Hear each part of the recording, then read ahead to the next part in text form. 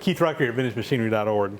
So time to put together their odds and ends video. I got quite a bit of stuff to share with you guys today. Got some news to tell you about on a couple of things, and also have some shop acquisitions and of course some viewer mail that has come in the last couple of weeks that I want to show you guys. So anyway, we'll get right to it. First off, some news. If you've been watching some of the other YouTube machinist channels out there over the last couple of days, there's no doubt you probably heard about the big Barzy Industrial Summer Bash 2015 that's going to take place out in Cucamonga, California. This is with Stan Zinkowski, who is another YouTube creator. Stan does a lot of really good stuff, a lot of stuff with doing surface grinder work, which is really quite why I got to watch them, because that's something I don't know a lot about. And I hope to one day get a surface grinder, and really enjoyed learning some stuff from Stan. But anyway, Stan, he's got a business that he runs out there, and every year for, like, I don't know, the last 10 or 12 years, I think it's his 11th annual, I can't remember the exact number, he does a summer bash where he brings in all of his customers and just kind of has an appreciation day for them. This year he's kind of taking a new twist to it, though. He's going to kind of also involve the YouTube community, the machinist community on YouTube. And he has sent out an invitation to quite a list of the YouTube machinists out there and invited them to come in. And over the last couple of weeks, there's been a lot of chatter going on email, kind of behind the scenes. And my hat's off to you, Stan. You've got quite a list of some really good guys that's going to be coming out there. And I'm going to actually make the trip out to Cucamonga, California, to participate in this event myself. And I'm really excited about going out there. So, first off, who's going to be there as far as YouTube machinists go?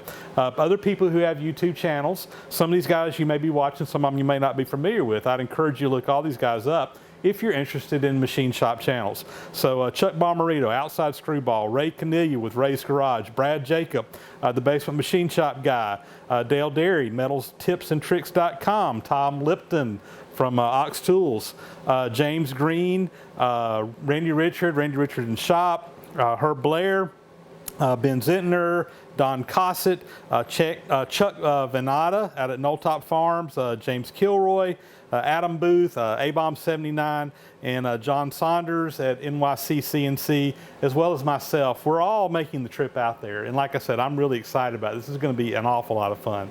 So this is going to be open to the public. People can come in and participate with this.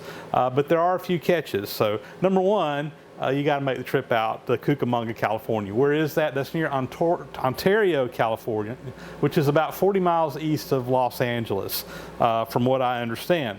And if you want to participate, what you need to do is you need to go over to Stan Zinkowski, which is channel, Shadon HKW, watch his video.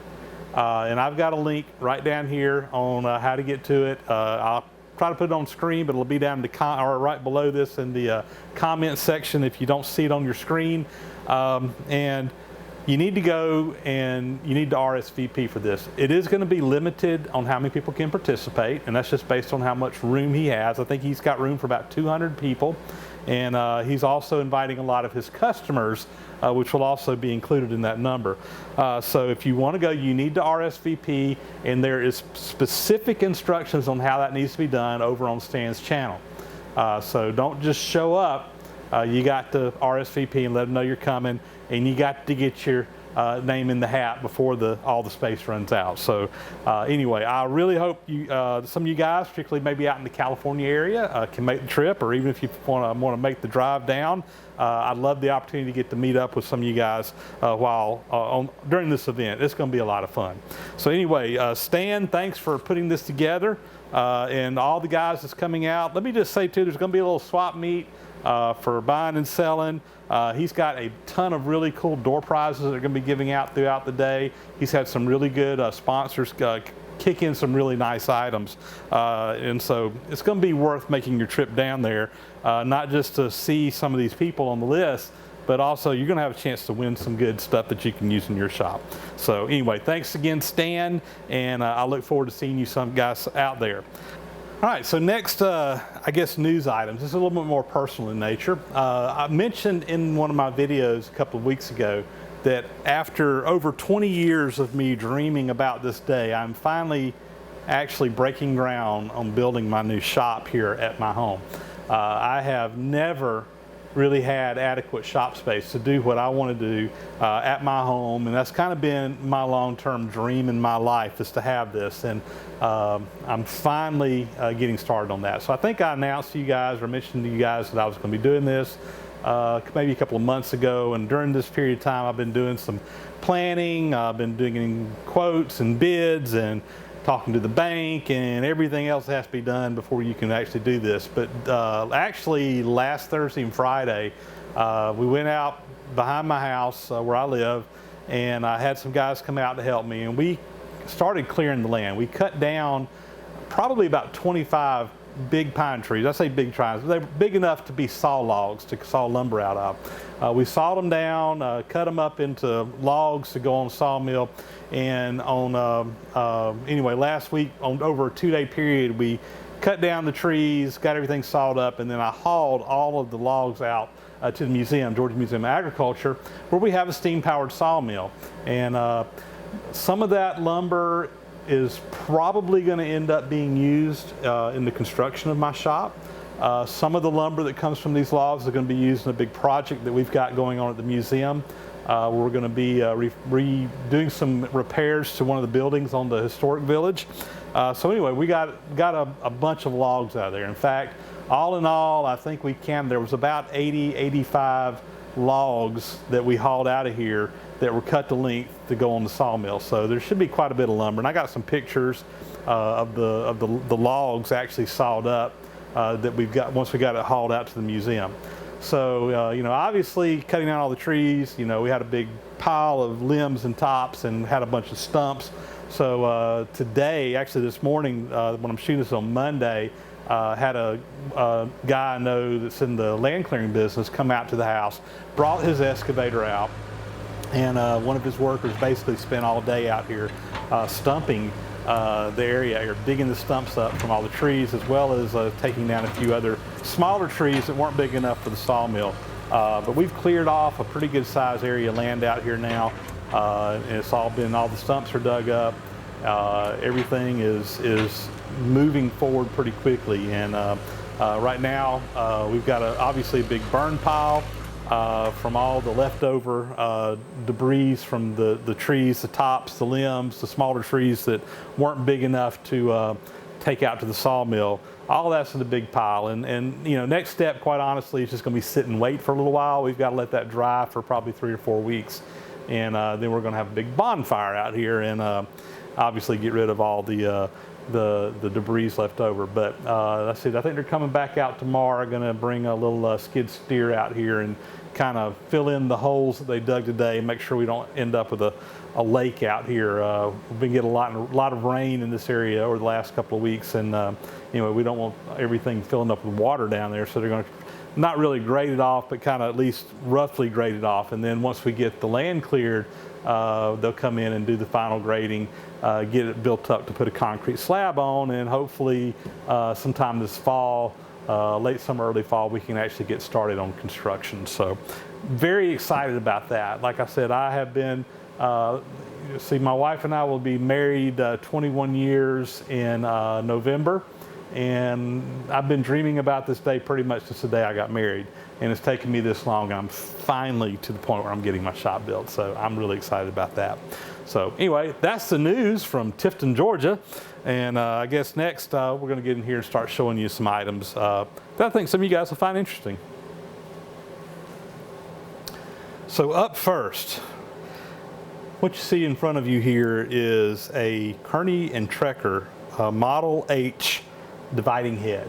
This is the dividing head that goes on my Model H Kearney Trecker horizontal milling machine. So we just got through doing the gear cutting job for the museum, where I used the Brown & Sharp clone. I think it's a clone, Brown & Sharp. I'm not exactly sure if it's an actual Brown & Sharp or not.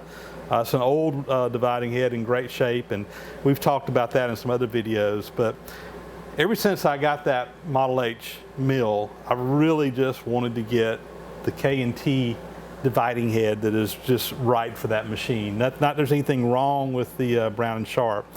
And I've been looking for one in various places, and quite honestly, these things sell for a pretty good chunk of change, and just haven't been able to bite the bullet on it. So a gentleman that I know, and I'm not going to mention any names on this, and there's some reasons for that, but a gentleman that I know told me he knew where one was at locally, right here in the area that I live in. And anyway, we went out there one afternoon and looked at it, and sure enough, there's the dividing head.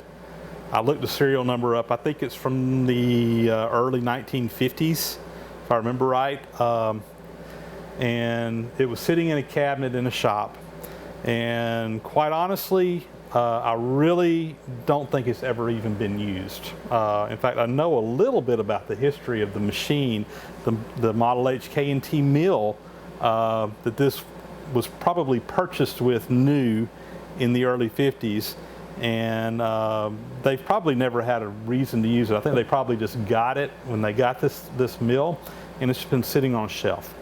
If it's ever been used, it's been used very, very lightly. In fact, as I was cleaning it up, back here in the back, where it bolts down the table, the paint is almost pristine. In fact, it looks like it's been bolted down one time. There's one mark right here. Over here on the dividing plate, usually when these are used, you'll see wear marks in here where it'll wear over time. There's virtually no wear on this whatsoever. So anyway, when I first saw it probably several months ago, I'm like, man, I'd love to have that. But it was in a situation where, like, well, we can't, we've never used it, we never will use it. They don't even have a machine that it'll fit on anymore, but they couldn't get rid of it for some technical reasons. And I'm like, oh well, nice to know it's there. Well, I got a call not too long ago, and they said, tell you what, come get the dividing head. We can't sell it to you. We can't give it to you, but we can let you borrow it. So it is on loan to me, and they said if they ever need it, they'll call me. And let's just say they haven't needed it since 1951, and they don't even have a machine to put it on, so we'll kind of leave it at that. So anyway, I'm real excited about this. I have spent a good bit of time cleaning this up. It was, although it never really, doesn't look like it's ever been used, it was just covered in grease and grime and dirt and dust and rust on the exposed surfaces, and not bad rust because it had some oil on it. But anyway, I have been cleaning this thing up, and it's in great shape. Came with the original foot stock here, or tail stock, whatever you want to call it. I haven't cleaned this part up yet, but anyway, I'm excited. Because, not that there's anything wrong with the dividing head I have now, but this is just a much more substantial dividing head. It's a 40-to-1 ratio, just like the one I have. Some of the K&T dividing heads, I think the Model H dividing heads are 5-to-1 ratio, but this is a 40-to-1, very similar to the one I have now. So only problems, I guess, and not necessarily huge problems. It only came with one plate. I'm sure they had the original plate somewhere, but nobody knows where they're at. So I've got the one plate in here. I'm either going to have to find some more plates for this or make some plates for it. I have actually made dividing head plates before. It's been a long time, and it may come down to doing that. Let's see, it's got the 3-jaw chuck on it. This is a little Cushman chuck. It's in really, really nice shape. Like I said, I don't think it's ever even been used. But it doesn't have the part that fits on here for doing between centers, a dog plate. So, but that's something I can make. That's not a big deal. And back here on the back, this part back here, you can actually gear this into the feed on the machine to do like spiral gears. And anyway, it's got a handle back here for hand turning it, and the bottom hand wheel got broke off, but no big deal. You still got one on there. So no big deal at all. And it's missing an oil cap up here. I'm going to have to probably make an oil cap to go on here. It's just a little threaded piece to go down in here. No big deal at all. But all in all, it's in great shape. And I am really excited to have this, and almost ready to go make another gear job just so that I can play with this thing, because this thing is sweet. Man, you talk about tight. There is virtually no play in this at all. I mean, when you go from one direction to the other, there's no backlash. I'm sure there's probably a teeny amount in there, but it's just tight. This thing is really nice. So anyway, I'm excited about the new dividing head. All right, next item here. This is something that you may not really think of as being a shop tool, but this is actually something I've been wanting and looking for several months now. What is this? A big magnifying glass. It's on a stand. It has a light up under it, built-in light in it to help you see. It's adjustable up and down. You can move it around. You know, as I get older, even with my glasses, my eyesight seems to be getting worse and worse and worse. And there's been several times lately I've been working on small stuff and I can't hardly see anything up close. And I've really been wanting one of these for a while. And I've been watching eBay and some other places trying to find a good buy on one. And you know, you can buy some new ones. I really wanted an old one because they're just so much better built. And I just haven't found one. Well, about a month ago when I was out in California, I was hanging out with Chuck Bommarito. It was kind of funny because we had gone to the machinery dealer and the guy had a couple of these, and I commented to Chuck, I was like, man, I've been wanting one of those. But of course, being out there, buying it, I'd flown out there and shipping it back. You know, I didn't even talk to the guy how much he wanted for them. And then later that afternoon, we went over to one of Chuck's friends' house. I think it was Carl's house, if I remember right. That may not be right. I think it was Carl's house we were at.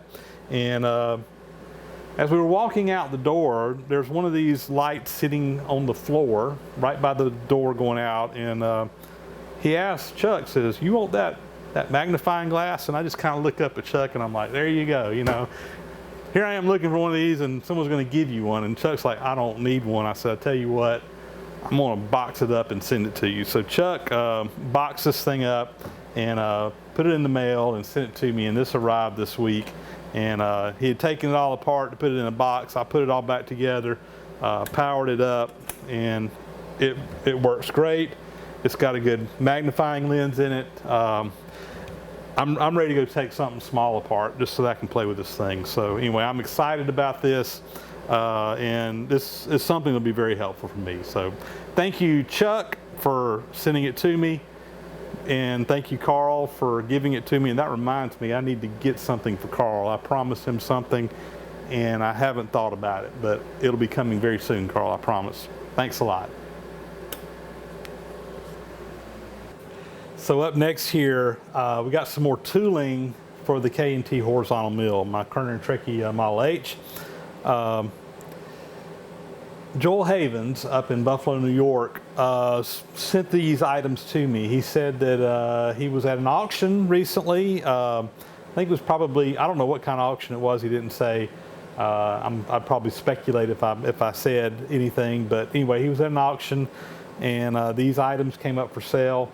I think it was mostly woodworking type stuff, and he said that these sold really, really, really cheap. And he just had to buy them because he knew that I could use them. And so what are these? These are all 50 taper tool holders, I guess you'd say, for the K&T mill. So this is what goes up into the mill itself. And nice selection. Pretty much a complete selection of end mill holders here from here to here. 1, 2, 3, 4, 5, 6, 7 different sizes. I haven't measured them all, but it looks like a pretty complete set through there. And basically you can put different end mills or other different round tooling in these. I have some of these sizes. I don't know exactly which ones. I need to get out there and go through and see. But some of these I know that I don't have. And additionally, there were a couple other ones here. So this one here is a 50 taper to number 11 Brown and Sharp taper. So Brown and Sharp actually had a special taper that fit a lot of their early milling machines, and this here fits that Brown and Sharp taper. I don't know that I've got any Brown and Sharp tooling. Actually, I think I do have one piece of Brown and Sharp tooling. I don't know if it's a number 11 or not. But anyway, I don't know that I'll ever need this, but it's nice to have. This one here is a number 4 Morse taper. So, you know, I can use any of my number 4 Morse taper tooling that I have. So I've got, you know, drill chucks, I've got taper shank drills, all kinds of stuff with Morse taper that I can adapt and use right on here. And quite honestly, what I was most excited about when he sent me some details on this was this piece right here. And this is something I have been trying to find. You can still get these new, but they're really expensive, or at least in my book they're expensive. They're several $100s.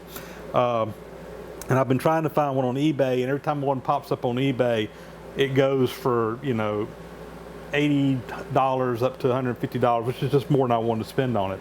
So what is this? This is a reducer from 50 taper to 40 taper. So let's see.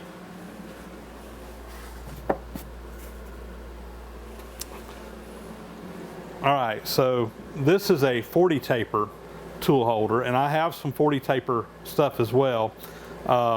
My universal head on my milling machine takes 40 taper. I haven't ever really used that, but anyway, I've picked up some 40 taper tooling, and I've needed some of this for some things. So what this does is you can take this 50 taper, put it in your milling machine, and then a 40 taper goes in there, and it basically allows you to go between the 50 taper and the 40 taper. So I was really excited to get this particular piece. So Joel sent me an email. He said he had these, and he was going to work on a way of getting them to me. I said, just put them in a box and ship them. I'll pay for the shipping. I'll be more than happy to do that. So he put them all in a box, actually a couple of boxes, flat rate boxes, and sent these down to me. So thanks, Joel. These are great. Yeah, I've got some duplicates here, but I think most of my duplicates are, I think, already spoken for. I've got a friend of mine, Mike Wiggins, who just picked up a K&T Model H mill just like mine, and he's been trying to get some tooling up for it. So Mike, I got your name on some of this. I got to figure out exactly what I got duplicates of, but whatever I got duplicates of, we'll work something out on it and go from there. So anyway, thanks, Joel.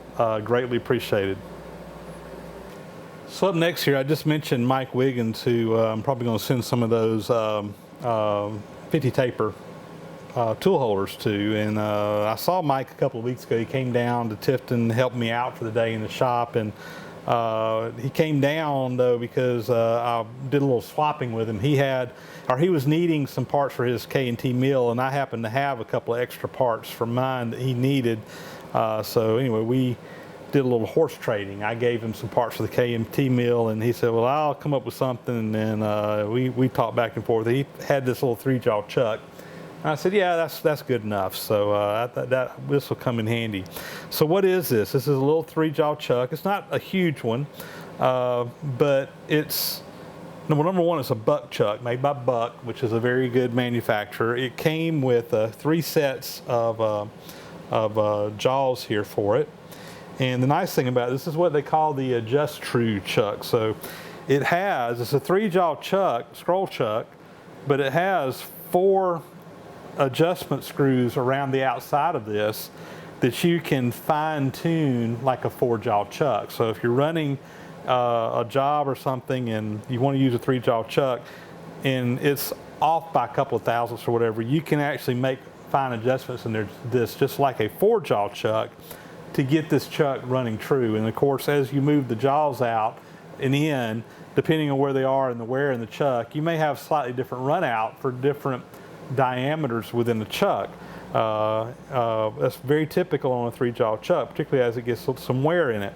So the nice thing about this one is you can fine tune it for doing a job or whatever. So anyway, I'm excited to have this. I haven't measured the back yet to see what size that is. It's but whatever it is, this has got a back plate on it, which is really nice because I can actually, you know, if this doesn't fit something that I have, I can actually put another back plate on here to adapt this to whatever machine I'm running. So anyway, I know that when I get my new shop built, I'm going to be in the market for at least 1 lathe. I'd really like to have 2 lathes, a small one and a big one. And so I'm going to put this one aside and this will very likely get put on my new lathe whenever I get a new lathe down the road. So anyway, thanks a lot, Mike. He also sent along a couple of little stickers from his shop, and like I said, he's got a YouTube channel, Backyard Machine Shop. If you haven't already, I'd encourage you to go and take a look at it. He does a lot of machinery restoration as well over on his channel. I've known Mike probably close to 10 years, and we've been good friends for quite a bit of time. We've actually done a good bit of horse trading together over the years, and he's got some machines that came from me, and I've got some machines that came from him, and back and forth. So anyway, I appreciate this, Mike, and I hope that the spare parts that I had for the K&T mill work great for you, and we got some more coming to you soon. All right, so up next, I've got some goodies that were sent along from Peter Koth, who's one of my viewers up in Mountain Home, Arkansas. And Peter had sent me an email a couple of weeks ago, said he had a bunch of large diameter end mills that were too big to run on any of his machines that he picked up somewhere along the line. And he knew that I could run them on some of my stuff and had a need for this kind of stuff from time to time. So he put together a really nice care package of some extra large end mills. All of these are in pretty doggone good shape. Some of these even have been, I think they've been resharpened. I don't think they're new, but they've been resharpened, which is fine. But we got a nice selection here of some different sizes. So this one is a 2-inch diameter. What is this? 1.5 inches, and it's got inscribed on there 1.479. That's been where it's reground. Got a big 1.75 inch roughing end mill that's in great shape. That's going to be awesome. Some 1-inch stuff, and then this little one here that's actually got a little radius on it. That's an unusual one. That'll be really nice to have around there. I can see where that one right there will come in handy for several things. So he told me he was going to send me some of these big end mills. I said, great, we'll add them to the collection and put them to use. And there's actually some stuff in here that I don't have anything even similar to this. So this is going to be really nice, particularly some of this bigger stuff. We can use it on the K&T and even on the vertical mill. I've got a 1-inch tool holder that I can use on there as well. So, but in addition, I didn't realize he was going to put some other stuff in the box too, and I'm equally excited about that. Let's get this out of the way and show you what that is. So, start out with, we've got a, basically this is a 1-inch tool holder, so it's a little tight, but that 1-inch end mill will go up in there, and this goes on a number 4 Morse taper down here. So anyway, that's just basically a number 4 Morse taper to 1-inch shank. Got some other Morse taper adapters here. So these are all number 4s. And some of this is kind of some odd stuff, which is kind of cool. So that's a number 3 to 4 Morse taper. You know, I've got a couple of those. This one here is interesting. This is a number 4 Morse taper, but it converts it to a number 7 Brown and Sharp taper. And this one, or maybe it's a number 7 Brown and Sharp to number 4 Morse. I'm not sure. I'm not exactly sure, but it says 7 Brown and Sharp to 4 Morse taper. It looks like 4 Morse taper, probably 7 Brown and Sharp on the inside. This one is a 9 Brown and Sharp to number 4 Morse taper. So this one is number 9 on the outside, and that's a number 4 on the inside. So anyway, some nice, unusual, particularly this Brown and Sharp stuff. I just got that other Brown and Sharp adapter. Now I got some Morse taper adapters. Cool. But this is what really excited me. He sent me some nice hold downs here. Some big heavy duty hold downs. These, I don't have anything like this. And in addition, he sent me some of these tuning fork type. I call them tuning fork type. But anyway, there's some other hold downs that you can use on your mill. You can put a block up underneath the back here and clamp this over and just clamp. These things are awesome for doing heavy duty clamping, particularly these here. Well, all of these are. This here you can either let that be the rocker and clamp down there, or you can put that on a block of steel or something, jack it up and clamp on it. You can work it either way. And additionally, he sent me a couple of bigger size hold downs here and some T-slots, and I think these fit the K&T mill. They're a little bit big for my vertical mill, but I think they'll fit the horizontal mill just fine. So this is actually some stuff I've been kind of looking for and trying to find a bargain on, and anyway, this is a bargain here when someone just sends it to you. So I greatly appreciate all of the end mills and the hold downs, the whole 9 yards here. A great package of good, useful items to use in the shop. So thanks a lot, Peter. I appreciate it. All right, guys, that'll wrap up another episode of Odds and Ends. Thank you to everybody that sent items along this week for me to be able to share with you guys. Got some tonnage this week. I tell you what, it's a good thing I got a new shop going up out here, because I'm running out of room in here for all the stuff that I've been acquiring here lately. So between me buying stuff and people sending me stuff, and I'm really excited about getting that new shop down here where I can finally get everything organized. I can get all my machine shop stuff under one building, and I can also get my woodworking machinery that I've got quite a bit of that you guys really haven't seen a lot of. Most of that stuff is kind of not where it's usable right now, and I'm very anxious to get all that put back together. And my wife has a list of things that she's wanting me to build her in the woodworking shop as well. So down the road, you'll probably be seeing some more woodworking episodes from me, as I got a couple of furniture projects that I'm going to have to knock out for my wife whenever we get the shop built. So anyway, something to look forward to. Thank you guys. As always, thank you to my subscribers. Thank you for your comments, and we'll see you guys next time.